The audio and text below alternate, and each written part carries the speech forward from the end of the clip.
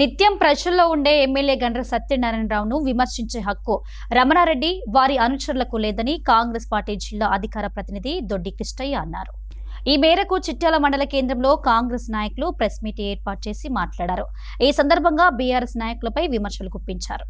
మన భూపాలపల్లి నియోజకవర్గంలో నిన్న మన అధికార పార్టీ కాంగ్రెస్ పార్టీ ఎమ్మెల్యేపై నిరసన కార్యక్రమాలు మన టిఆర్ఎస్ నాయకులు చేసినటువంటి దాన్ని మాజీ ఎమ్మెల్యే గండ్ర వెంకటరమణారెడ్డి గారు మాట్లాడినటువంటి మాటలు, మా ఎమ్మెల్యే గారు మరి ఇసుక దందా ఇసుక మాఫియాలో పంపకాలు కుదరనందుకే ఇలాంటి కార్యక్రమాలు చేస్తున్నారని రమణారెడ్డి మాట్లాడటం అది ఎంతవరకు సమంజసం కాదని దానిని తీవ్రంగా ఖండిస్తున్నాం. నువ్వు 5 సంవత్సరాలు మరి ఎమ్మెల్యేగా అధికార పార్టీలో ఉన్నావు. అప్పుడు మరి మీ అనుచరులు నువ్వు ఇసుక దందా మరి బొగ్గు మాఫియా కర్ర దందా చేసి మరి పట్టణాలకు తరలించుకొని పోయి కొన్ని వందల కోట్ల రూపాయలు సంపాదించుకున్న వ్యక్తివి నువ్వు. ఇప్పుడు మా కాంగ్రెస్ పార్టీ అధికారంలోకి వచ్చిన కానుండి ప్రజాపాలన పేరిట 6 గ్యారెంటీలను అమలు చేసి మేము అభివృద్ధి ప్రదంలో మా ఎమ్మెల్యే మా నాయకుడు గత 20 సంవత్సరాల నుండి మరి అనేక పోరాటాలు చేసి ఈ నియోజకవర్గంలో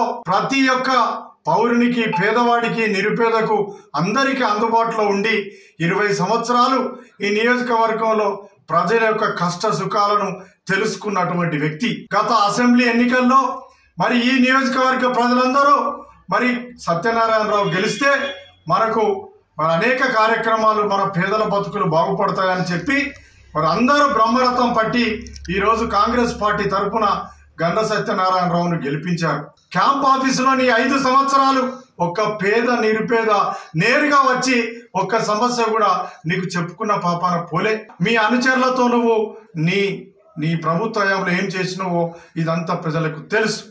ప్రజలందరూ గుర్తించి నీ దందాలను నీ యొక్క ఆగడాలను గుర్తెరిగి ఈరోజు కర్రు కాల్చి వాత పెట్టి నిన్ను ఓడించినా కూడా ఇంకా బుద్ధి రాలే. ఇంకా అదే విధంగా మాట్లాడుతున్నావు.